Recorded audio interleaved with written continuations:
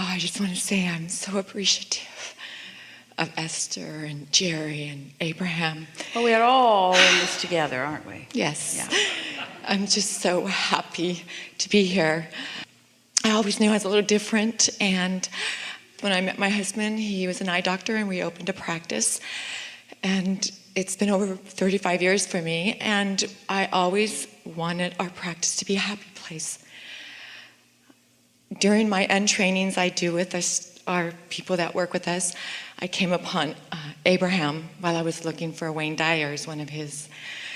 And it was 2 years ago, and it just absolutely changed my life.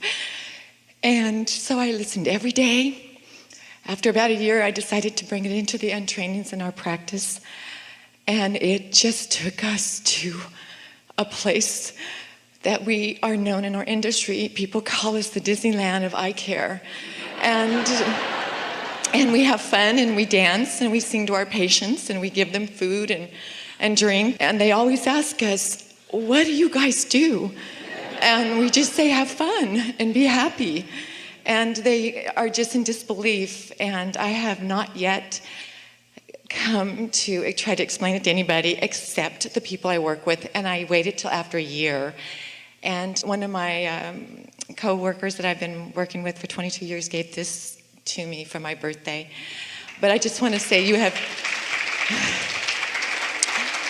because of you, we have fun, and every patient leaves with us singing to them, and they leave and tell us how it's changed their life. So we want to talk about this unfolding because we are appreciating your appreciation for all of our part in it. And we want you to feel the resonance that you were having with one thing and another. In other words, you were reaching for Wayne Dyer.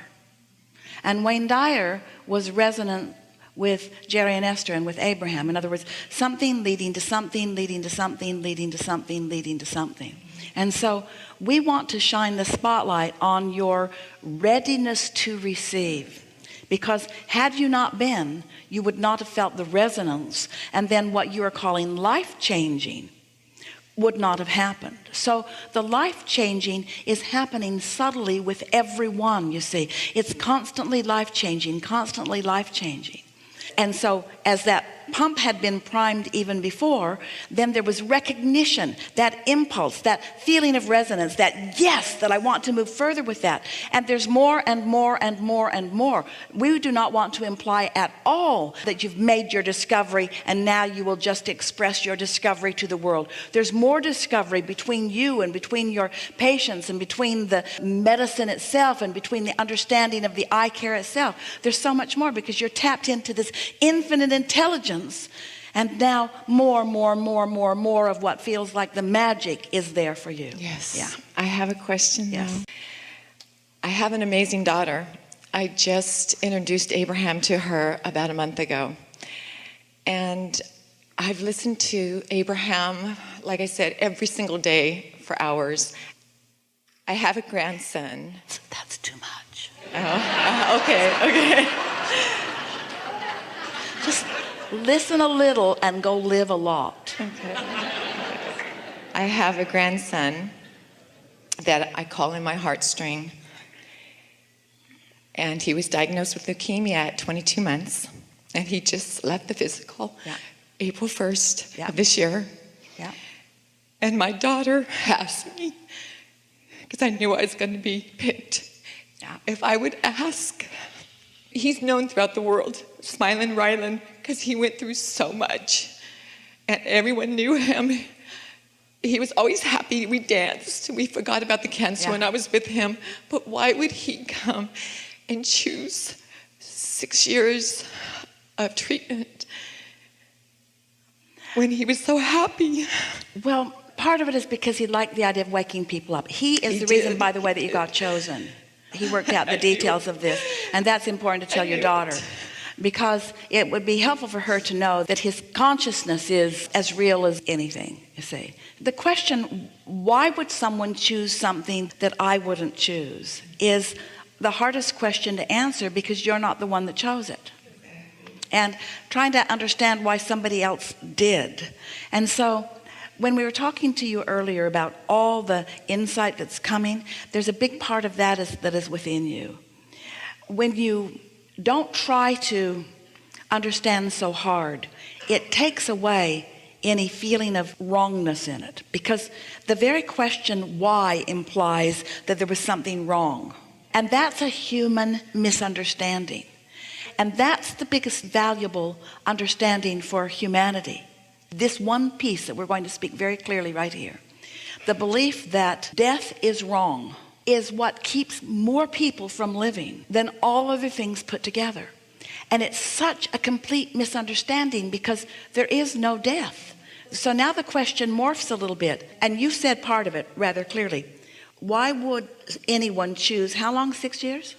It's about 6 years, yes. Why would anyone choose to hang around with us? Because it's fun here. Because I like being here. The path of least resistance was to be here. He didn't stay for the suffering. He didn't stay because there's some fear of going. There was none of that in his consciousness. It was for the delight of being here, you see. Even though there was a clear plan right from the beginning to not hang around here very long. I feel that too. And so a sort of igniting of within you, a sort of priming the pump within you for fun and well-being. Anyway, now hear that. Anyway, because there are people who live through things like that and far less significant and dramatic that can't find fun anywhere, that use that as their excuse to never shine light again. You see? I have patients that do come in and they know about Ryland, and they'll say, if that was my grandchild, I couldn't even come to work. And I'm like, oh, I love my life. I love. So right there's the question that you want to find the answer to.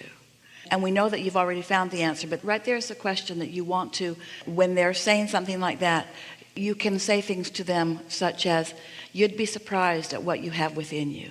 And you'd also be surprised at how connected we are with non-physical. And you may be surprised at the extraordinary gifts that come from something like that. And you may discover that there's no downside and only upside to something like that. And. Easier for you to hear that at a little more removed position than his own mother, but that's what it is all about. There is no death. Get over it. There is no death. There is no death. Here's another thing. Write this down. You're going to die. Write it down. You are going to die. Write this down. Everybody else is too. Everybody's going to make their transition into non-physical. It's time to deal with it. It's time to accept it, not resist it. It's time to understand it, to know it, to embrace it, to like it, to look forward to it, to look forward to it.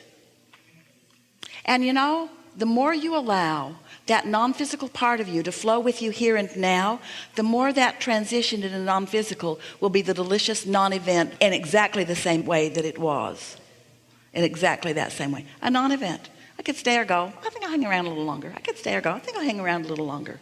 No big deal. Stay or go, stay or go, stay or go. And he was in one of the leading children on a T-cell, because chemo wasn't working for him and it was supposed to. So he was the leading edge on some of these new things. So yeah. Endlessly. And laughing and joking and dancing and all the time. So.